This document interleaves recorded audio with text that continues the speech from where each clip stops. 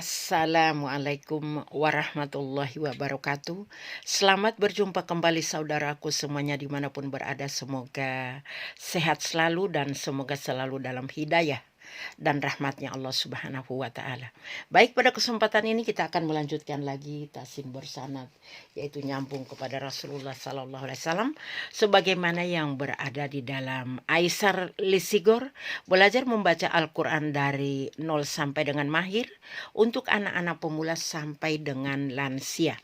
Baik, kita sudah sampai pada sifat-sifat huruf jim sebagaimana yang terlihat pada gambar ini.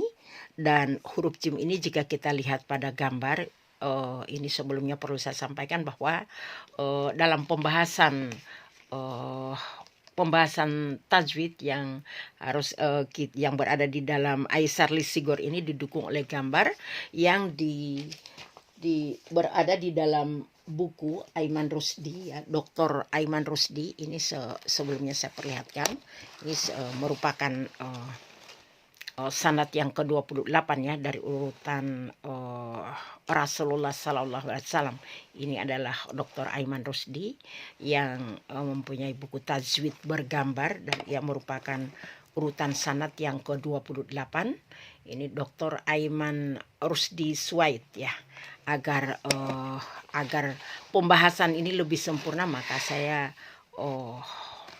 dibantu oleh gambar yang saya ambil dari buku Aiman Rusdi. Dan yang kedua, saya akan memakai gambar yang lebih besar lagi, yaitu sebagaimana yang berada di dalam buku yang ditulis oleh Heri Suheri, Ustadz Heri Suheri ya, tentang pembahasan tajwid bergambar juga. Ini lebih besar lagi. Jadi memang saya dibantu oleh dua buku tajwid bergambar. Baik, kita lanjutkan pembahasan ini. Kita sudah sampai pada sifat-sifat huruf jim. Karena kemarin kita sudah membahas sifat huruf alif, sifat huruf hamzah, kemudian ba, kemudian ta, tha, kita sudah membahasnya. Kemudian kita sudah sampai pada sifat huruf jim, jika di fathah menjadi ja. Ya, sebelumnya kita ingat kembali bahwa sifat huruf, sebelum kita membahas sifat huruf jim, maka kita perlu ketahui bahwa tempat keluarnya ya selalu berkaitan tempat keluarnya huruf dan sifatnya. Tempat keluarnya huruf jim ini berada pada bagian tengah lidah. Ya, ini seperti yang tertulis pada ini mahrojnya atau tempatnya, tempat keluarnya huruf berada bagian tengah lidah bertemu dengan langit-langit bagian tengah atau bagian atas ya, bagian atas atau bagian tengah. Jadi tengah lidah bertemu dengan langit-langit bagian atas dan menempel ya. Jadi diingat, ini adalah ketika kita melafazkan huruf jim ini, langit-langit bagian tengah menempel pada lisan bagian tengah menempel pada langit-langit bagian tengah. Ya, ini yang perlu kita ingat, itu tempat mahrojil hurufnya. Kemudian jadi tengah menempel. Karena memang ada huruf hijaiyah keluar dari lisan bagian tengah tapi tidak menempel, yaitu seperti huruf hijaiyah ya, itu juga bagian tengah ya. Ya, saya perlihatkan agar kita bisa membedakan huruf hijaiyah jim itu sama juga, ini seperti ini juga bagian tengah ya. Bagian tengah juga huruf hijaiyah sin ya, shin juga ini seperti ini bagian tengah tapi tidak menempel ya, juga begitu bagian tengah tidak menempel. Nah, kita membahas huruf hijaiyah jim itu menempel ya. Jadi bagian tengah lisan, jadi sama-sama huruf lisan ya, huruf lisan, shin huruf lisan, jim huruf lisan, tapi huruf lisan yang menempel pada langit-langit bagian atas ya, dan bagian tengah bagian atas. Baik, agar lebih jelas gambarnya kita perlihatkan seperti ini. Ya, huruf hijaiyah jim seperti yang terlihat pada gambar ini, tempat keluarnya lisan bagian tengah dengan langit-langit bagian atas. Ini tempat keluarnya, dan sifat-sifatnya ini ada 5 sifat ya. Ada 5 sifat yang terdapat pada mahrojil huruf jim. Jim ya, jim. Jadi harus kita tempelkan kalau menyebutnya. Jim. Jadi ada 5 sifat ya. Sifat pertama adalah jahar seperti yang terlihat pada gambar ini. Yang kedua adalah syiddah, yang ketiga istifal, yang keempat infitah, dan yang kelima adalah kolkolah. Tapi ini kolkolah tipis ya, karena kolkolah itu ada yang sifat hurufnya tebal, ada yang tipis ya, ba, ja, jim, ada ba, ada jim, kemudian ada dal, ada to, dan ko. Ada 3 huruf kolkolah itu yang bersifat tipis ya, yaitu ba, kemudian jim, dan dal. Sedangkan to dan ko itu adalah huruf tebal. Baik, kita kembali lagi pada sifat-sifat huruf jim. Kita akan mulai dari pembahasan pertama, yaitu jahar. Ketika kita berbicara sifat jahar, ini berkaitan dengan nafas yang keluar. Ya, berkaitan dengan nafas ini. Kalau sifat jahar itu berkaitan dengan nafas yang keluar. Jadi nafasnya itu tidak boleh bocor, harus terhenti ketika kita mengucapkan jim atau diberi harokat fathah menjadi ja. Jadi nafasnya harus berhenti di sini. Ya, tidak boleh bocor. Ya, ini yang jadi harus tertahan. Ini adalah nafasnya ya ketika kita membahas sifat jahar. Ketika kita mengucapkan jim, tidak boleh za, tidak boleh ada dosis, tidak boleh juga mengalir napasnya. Karena sifatnya harus tertahan ya. Tertahan, nafasnya harus tertahan. Kemudian tidak bocor atau terputus. Ja, tempelkan dulu, kemudian kita keluarkan hurufnya ja. Jadi nafasnya yang tertahan atau terputus. Ini sifat yang pertama. Kemudian sifat jim yang kedua ketika diharokat fathah adalah syiddah. Syiddah adalah berkaitan dengan suara. Suaranya tertahan, terputus, tidak bocor ya. Jadi ketika kita mengucapkan huruf ja atau jim, itu nafasnya, nafas kita dan suara kita tertahan, terputus, tidak bocor atau tidak mengalir. Ya, tertahan di mana? Di lidah bagian tengah dengan langit-langit bagian atasnya bagian tengah. Ja, jim, tidak bisa za. Jadi bagaimana caranya? Caranya untuk kita mengetahui agar napasnya tertahan, tangan kita sebagaimana biasanya kita letakkan di depan lisan, seperti di depan bibir seperti ini, kemudian kita keluarkan hurufnya ja atau jim.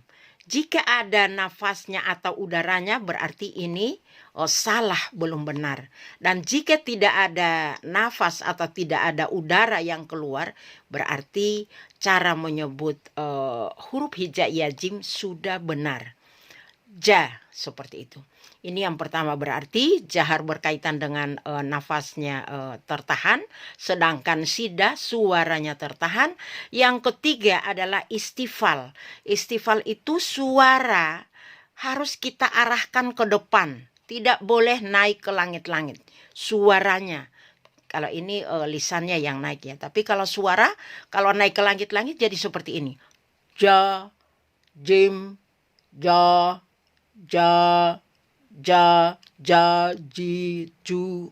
Itu naik ke langit-langit. Jadi tidak bisa suara kita arahkan di dalam karena dia huruf tipis. Harus kita keluarkan bunyinya di depan sini.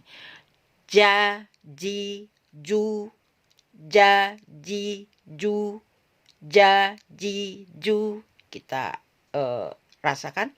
Jika sudah tidak keluar napasnya berarti sudah benar cara pengucapannya. Itu yang dimaksud dengan sifat istifal. Jadi suara tidak boleh dinaikkan ke langit-langit sini ya.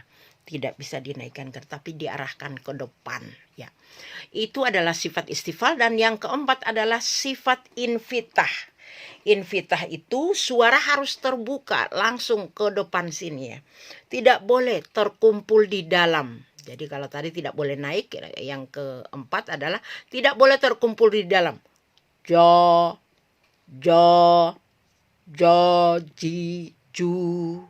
Jo, jim, tidak boleh, tapi jim, jim, ja, jajiju, aj, jajiju, bukan jajiju, jajiju, tidak seperti itu, tapi jajiju, ya.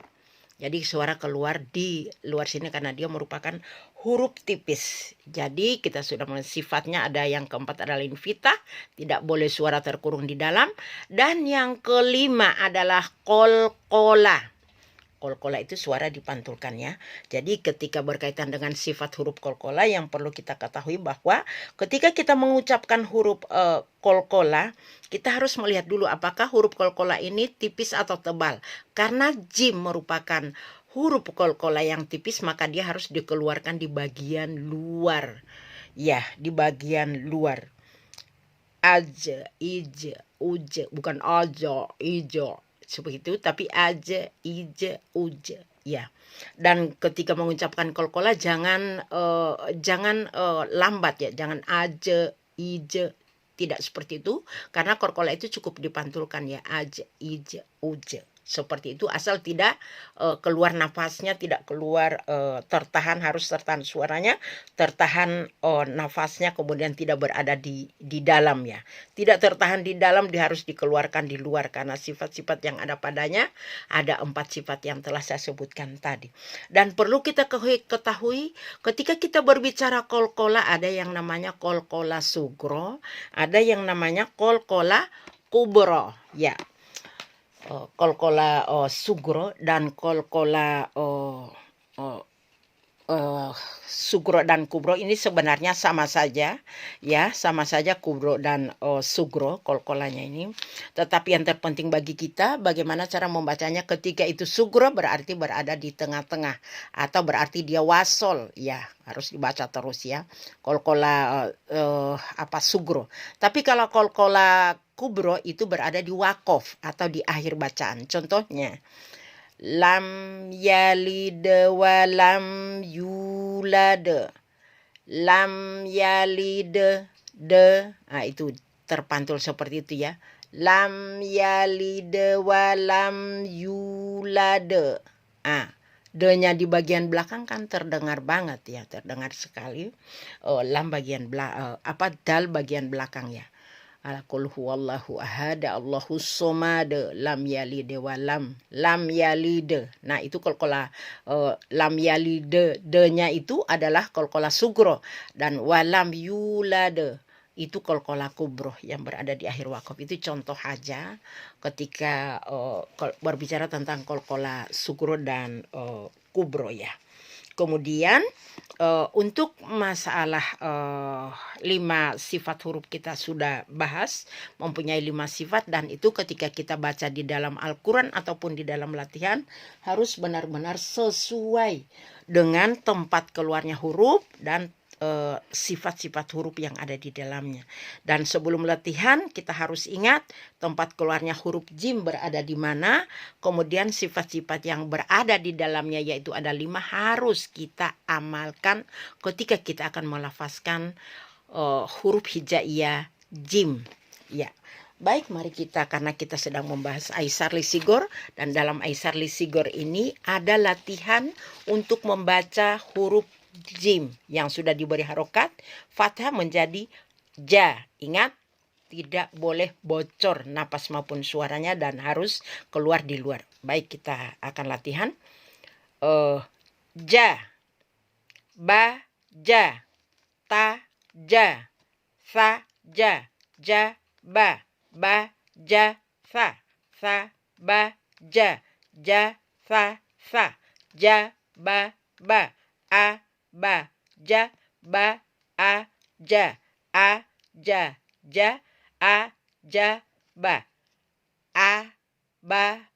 ta, sa, ja, ta, sa, ja.